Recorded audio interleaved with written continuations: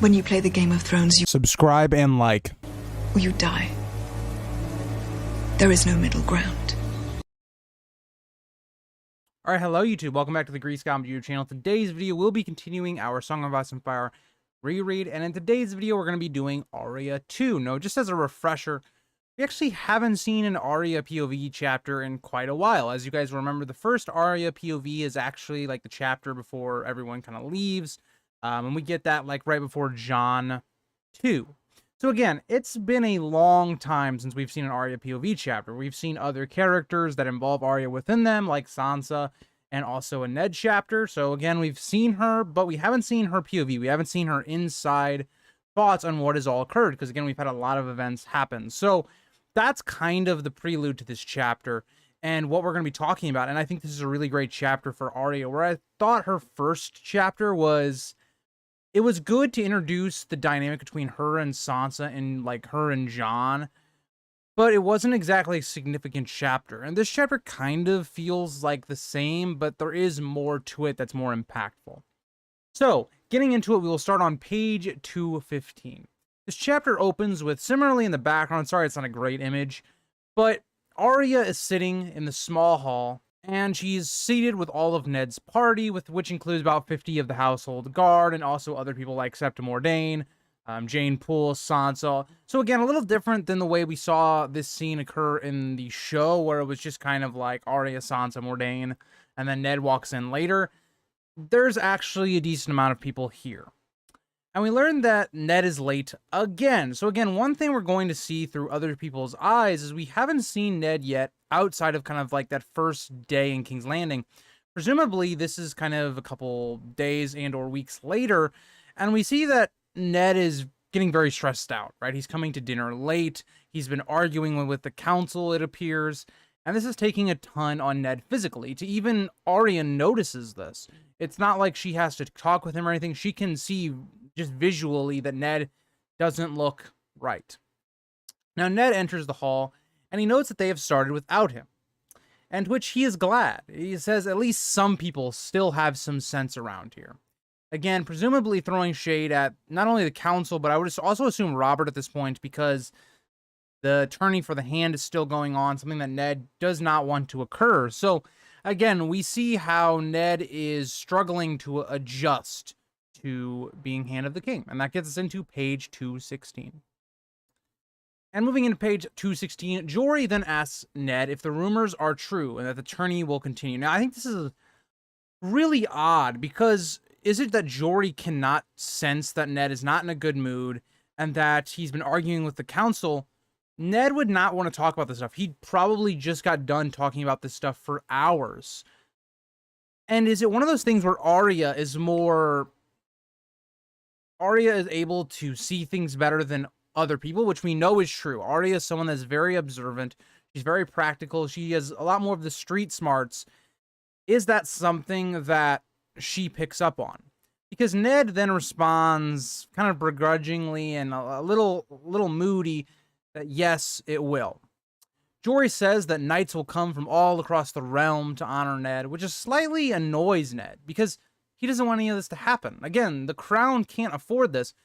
And it really speaks volumes that someone like Jory doesn't really understand what Ned's thoughts are on this issue. It's a little interesting to me, is Ned keeping his own viewpoint secluded from a lot of his knights, his household knights, his captain of the guard being Jory? Or is it just Jory doesn't pick up on things that well? Whereas, again, like I talked about, does Arya pick up on these things much better? And at this moment, it also sparks the interest of Sansa, who would love the idea of tourneys and wants to attend. Again, Sansa doesn't really understand what tourneys are. She's very much living in this fantasy of the honorable knights and the princesses and all of that. And she wants to go for that point. Again, I think she also wants to see the young knights like Loras and other things like that. But it is an interesting idea that she is really interested in this. Whereas you would think possibly Arya would be the one interested in this, not Sansa, because, again, it does have combat. It is something like that, to which would spark Arya, who is a kind of a tomboy type. She likes watching the boys fight each other, right? We saw that with her and Jon, when Joffrey, Robb had their little scuffle in her first chapter. Now, Ned refutes this, saying he doesn't want his daughters there at this folly. Again, it makes sense for Ned. He's trying to project his principles onto his children.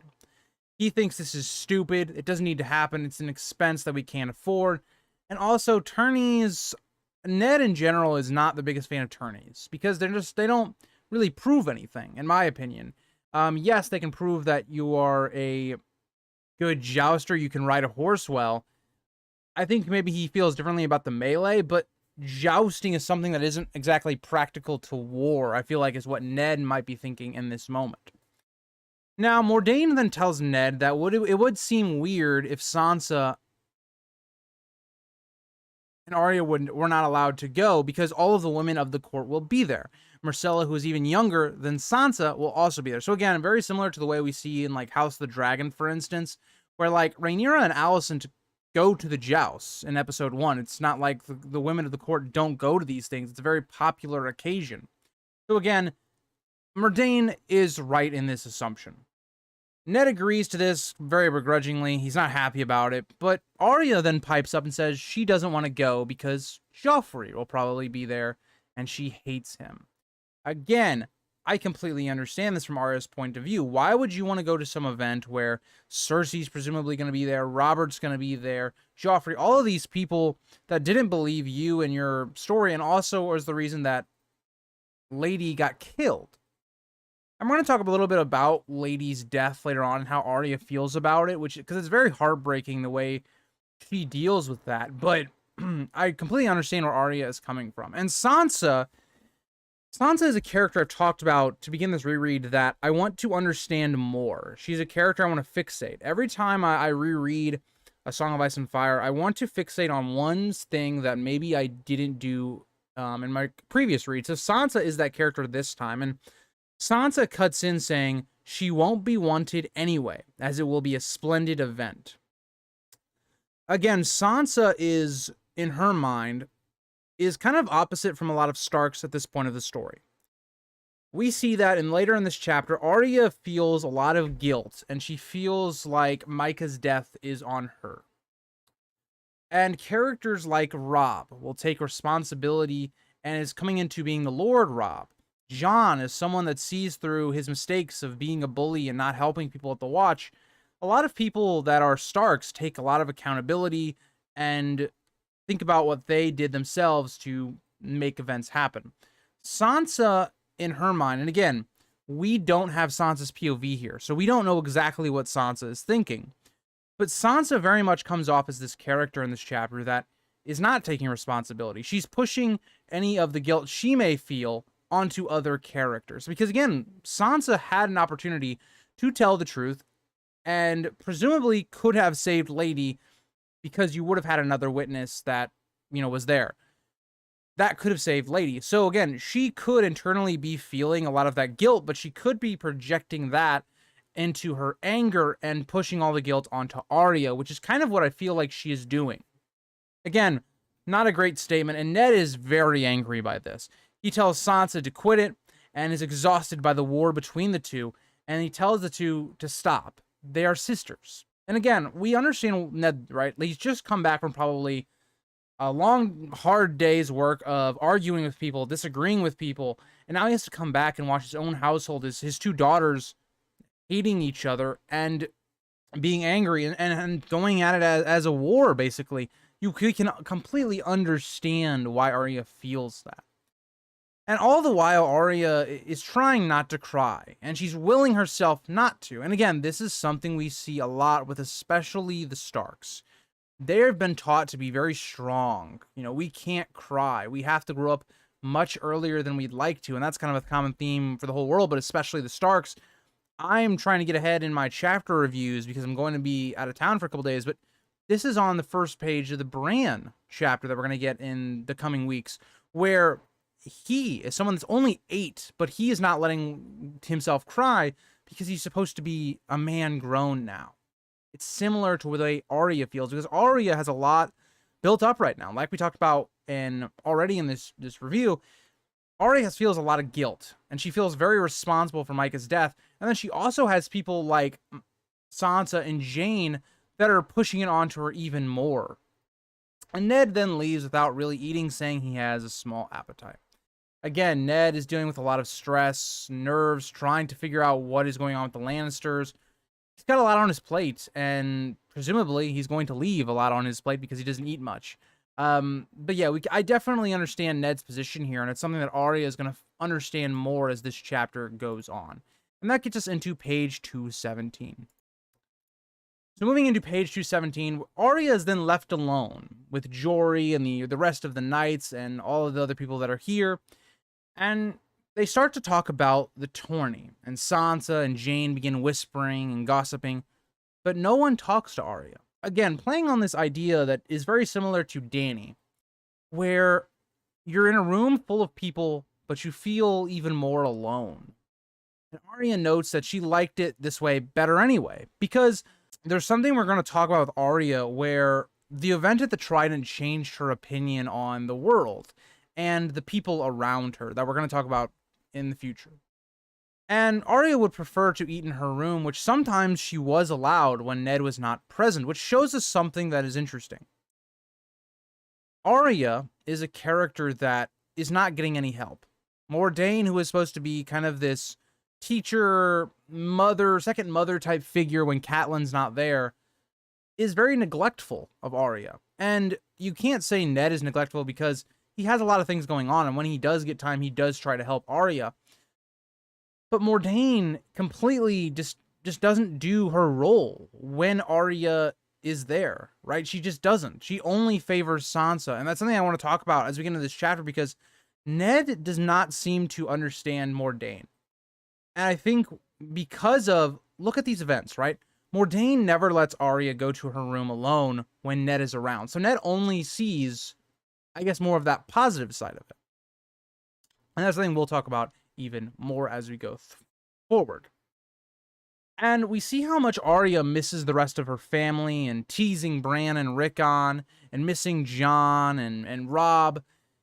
Here, she had no one except her father, who even at this point she's starting to dislike because of reasons we'll talk about later on.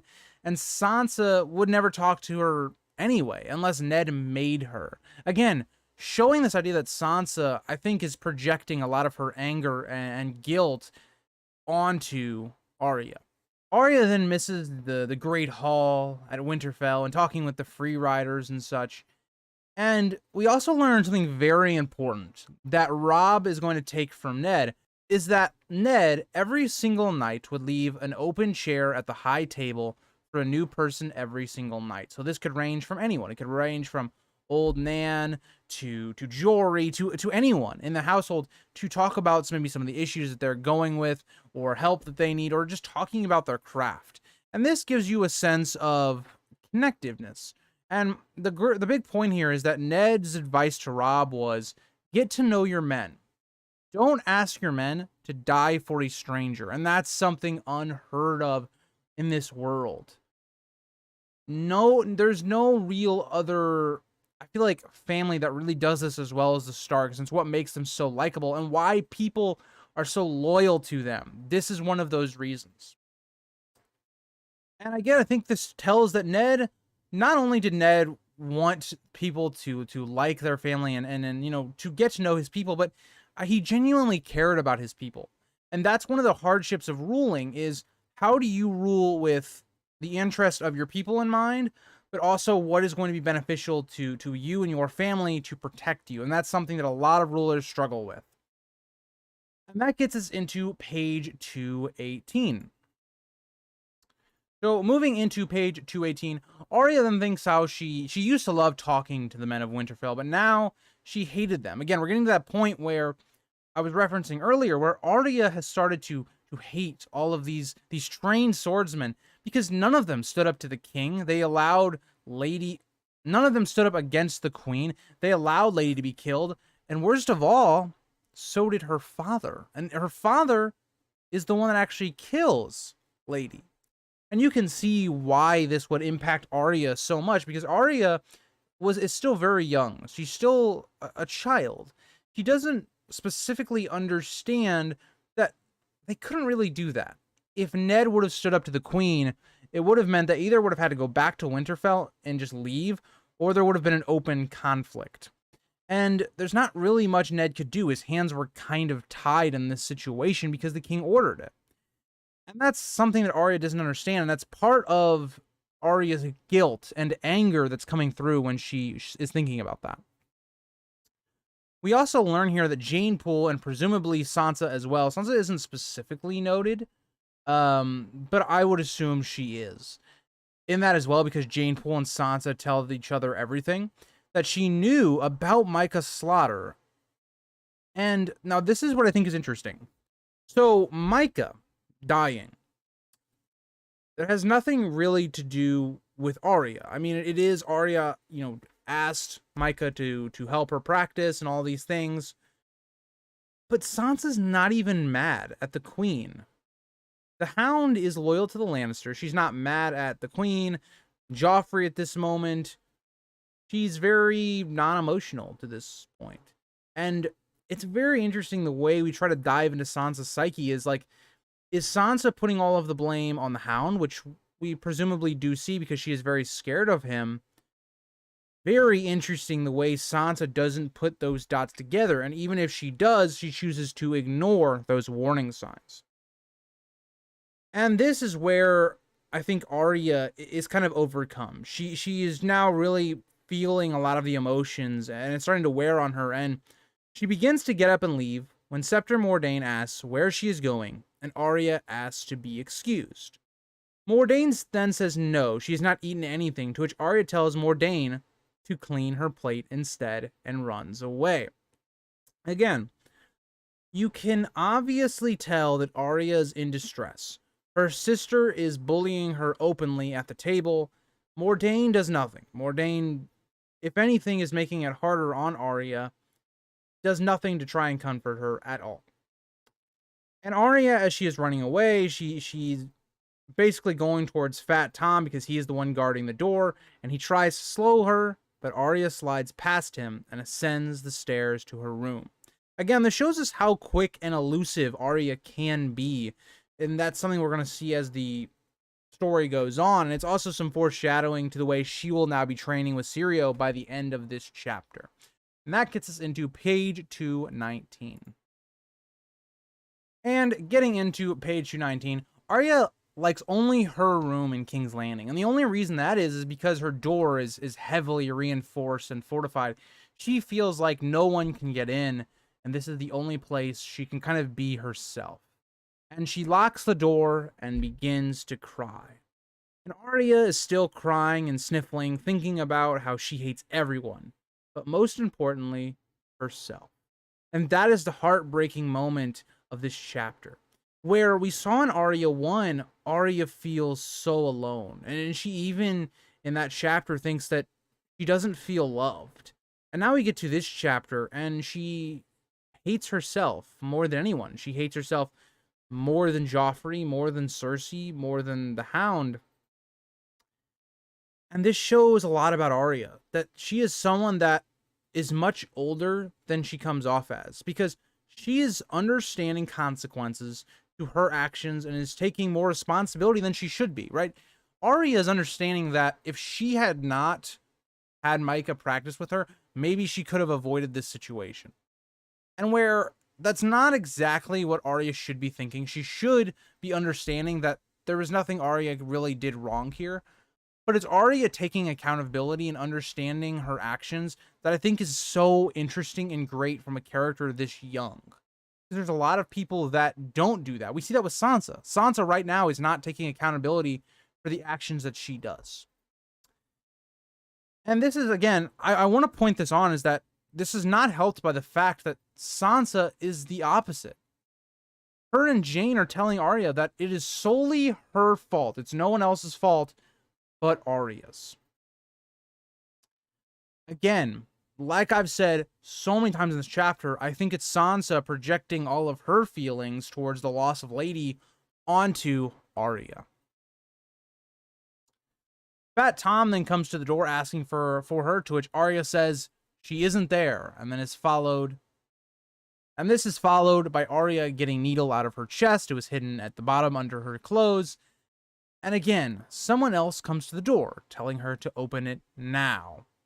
Mordain says that Ned will be informed of this as Arya has Needle out and slashes at the air, again showing her youth, referencing to Robb using his blade earlier. And there's a constant theme in like a lot of chapters where characters that are not adults yet, they're not mature enough, draw their swords when they're not really going to use them in really stupid ways.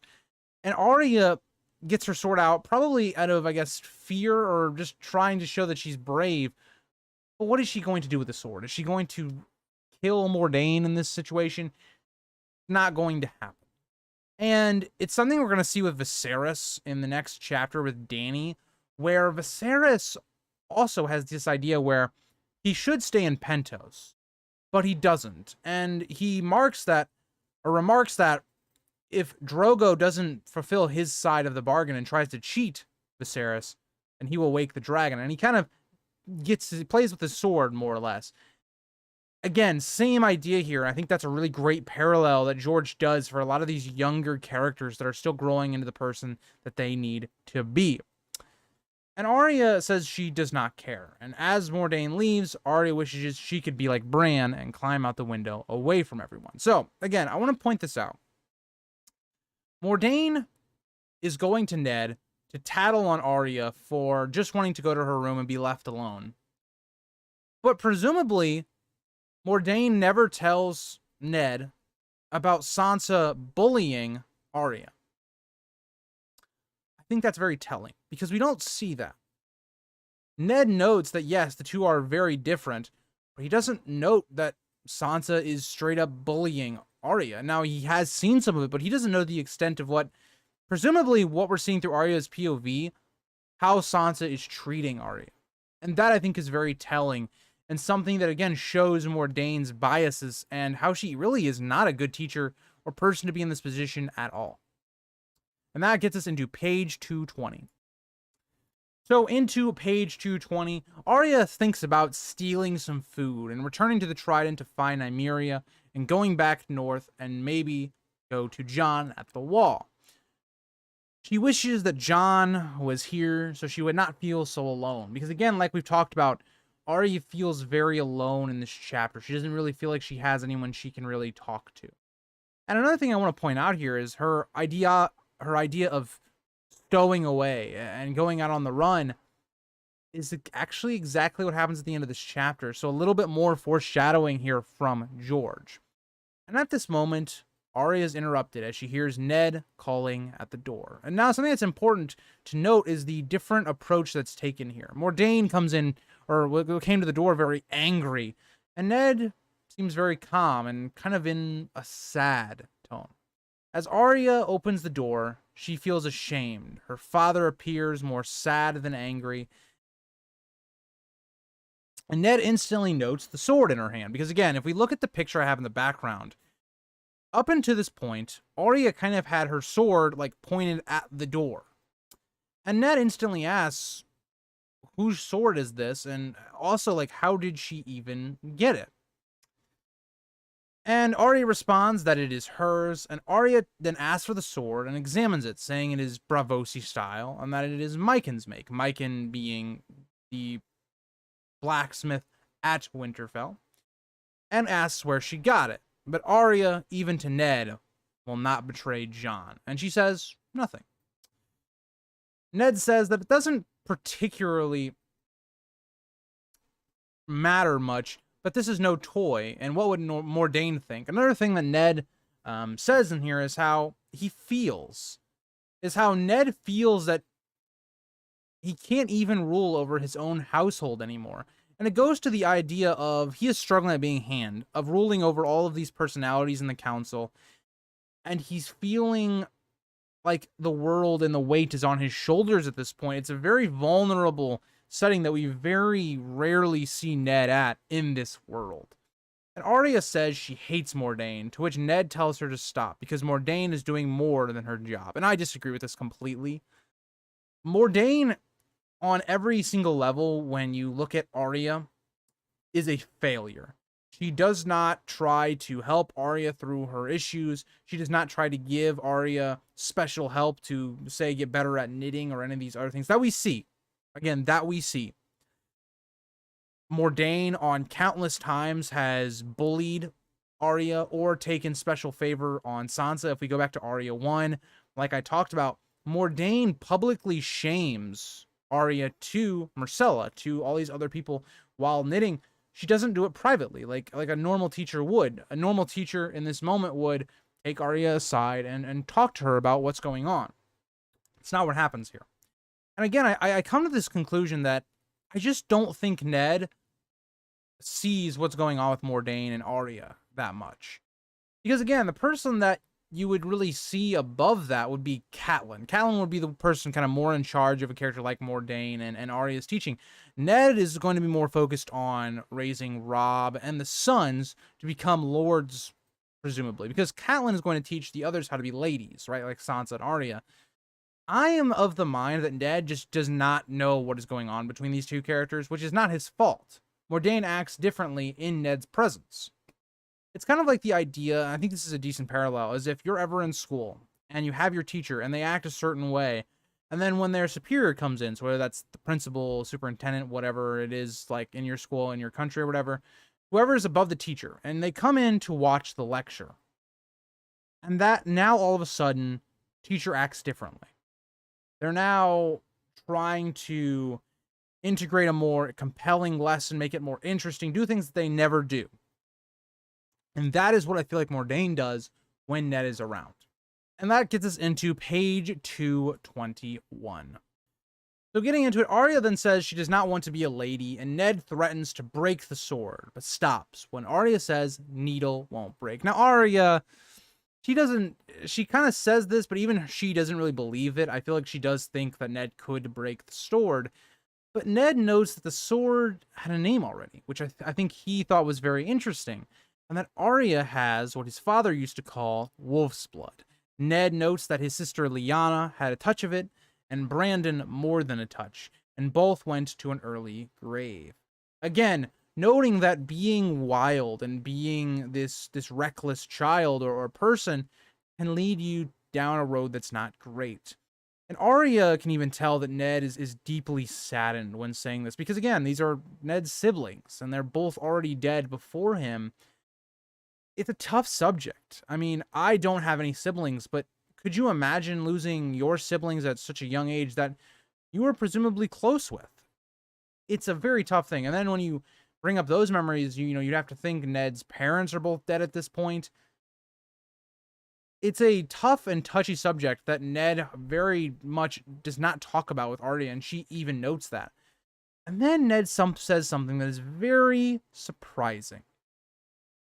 Ned says that Arya reminds her of Lyanna, to which Arya is shocked, because Lyanna was described as being very beautiful, and Arya never got that.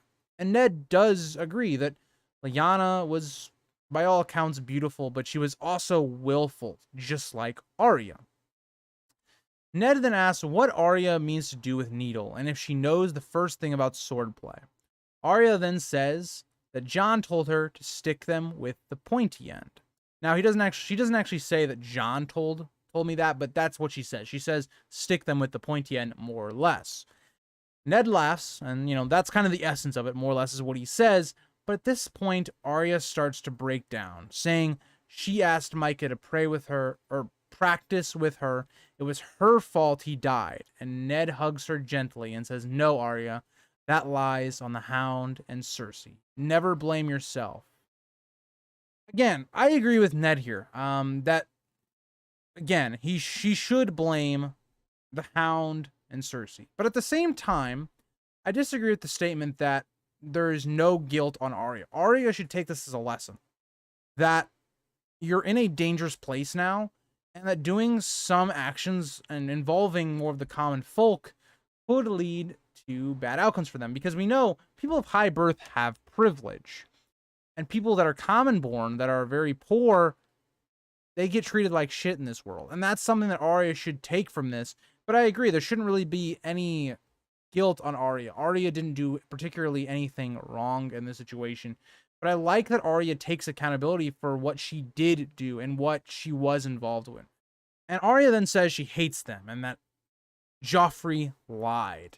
And I think Ned has one of my favorite lines of this first book, is that everyone lies. And that's true. But there's different types of lies. And that's what Ned states here is that there can be honorable lies. But Arya kind of continues before we get to that Ned quote. Arya then says that she hates Sansa. She lied as well. She knew what happened, but she wanted Joffrey to like her, which is completely true. And like we talked about, looking at through Sansa's eyes, she's put in a very tough position. It's either make Joffrey and Cersei really angry at her, or make Arya really angry at her and lie. It's a very tough situation. And Ned, I think, again, like I talked about in that chapter with Ned, I think he makes a misstep in putting Sansa into this position at all. And Ned imposes, again, a lot of wisdom, saying, we all lie sometimes. Like with Nymeria apparently running off. He notes that Nymeria would never have left willingly, which is completely true. And I think Cersei understood that as well. I think that's why she was so angry. And again, but look at the way Ned reacts to this. It's a honorable lie. It's something that saved Nymeria's life. And Nymeria did nothing really wrong. So it's a lie that doesn't really hurt anyone, even though it does end up getting Lady killed, but it's not really, again, Arya's fault. So again, I really like this point. And Ned is also saying that everyone lies regarding himself as well. Whether you believe Ned and Ashara, Rhaegar and Lyanna, either way, Ned is telling a lie, and he has been telling a lie, and it's an honorable lie if it is Rhaegar and Lyanna on trying to keep Jon alive and keeping who his parents were a secret. That is a great bit of foreshadowing and something that maybe people don't take away on their first read. And then Arya then kind of tells Ned, what happened, how Nymeria would not leave and that she had to hit Nymeria twice with a rock to leave. Jory then gives us a lot of foreshadowing as to what is going to happen later in the story. Is there are plenty of wolves in the wood, and even as Nymeria is leaving, they can hear the wolves howling. And there's plenty of game for her to hunt to grow bigger, foreshadowing to the wolf pack that we'll see later on. Arya then questions, was it right to do that?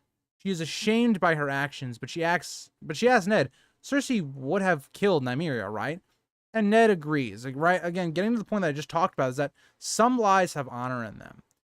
And Ned then thinks for a while. There's a bit of a silence, and he tells Arya to come sit with him and proceeds to explain that these are hard times, and that she is a Stark, and that winter is coming. They have already tasted that some of the harshness of Bran's fall, and also the ugliness of the trident. He utters the iconic phrase, the lone wolf dies, but the pack survives.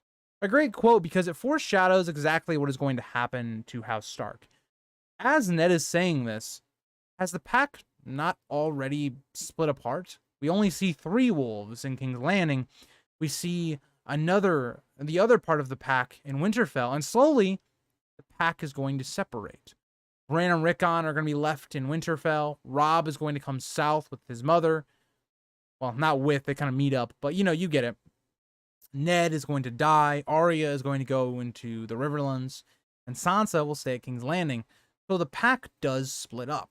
And this is great foreshadowing to, in the current story anyway, the fall of House Stark, because they don't take this advice. They don't group up.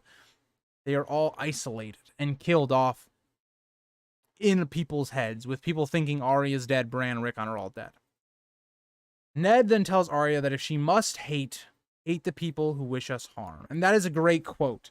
Use all of this negative energy on people that do not like us and would kill us. Cersei, Joffrey, people like that, keep that hate there. And I think that's Ned also showing what he does.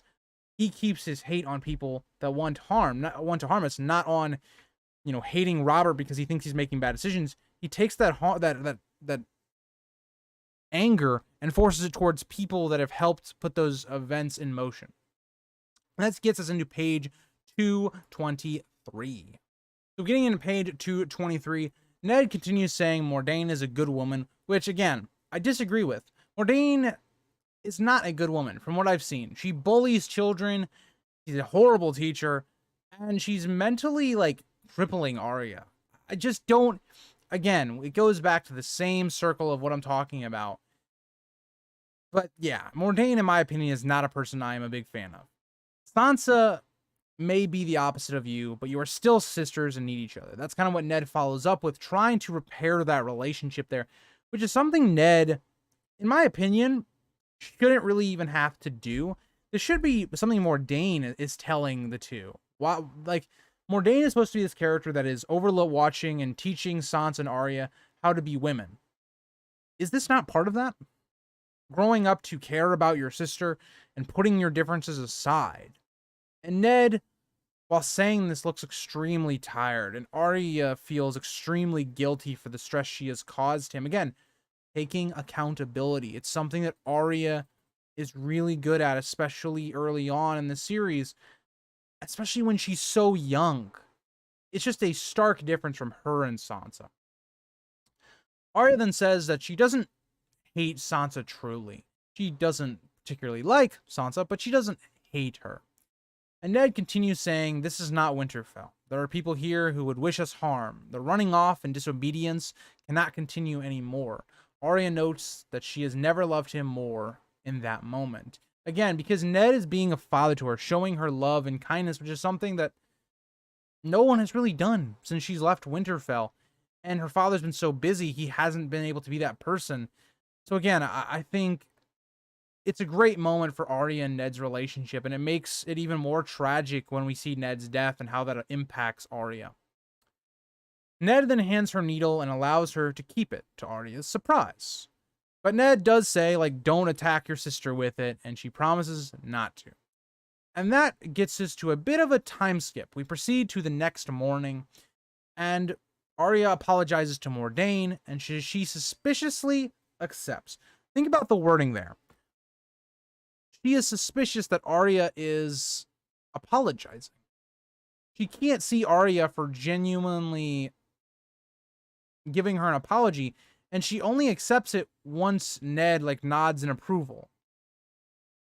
It's just everything about Mordain just gives me this immature woman that should not be in this place of teaching the youth, in my opinion. And then we have another time skip. So 3 days later, she is told to go to the small hall. So this is the place where they had been eating at the beginning of the chapter. And she notices that the tables have been pushed aside and such. And an unfamiliar voice says, "You are late, and tomorrow you will be here at midday." She notices a bald man who has a great beak of a nose. So continuing on into page 224, Arya then asks who he is, and he replies, "Your dancing master," and throws her a wooden sword, which she fails to catch. The man says she will catch it tomorrow. She then picks up with 2 hands, noting how heavy it is, and the man says it is not a great sword, it only needs 1 hand. But Arya notes that it's too heavy for her, to which the man refutes, saying it is as heavy as it needs to be. Arya then using her left hand to grip the sword, which is interesting in and of itself that Arya is actually left-handed. Again, another thing that makes her very unique.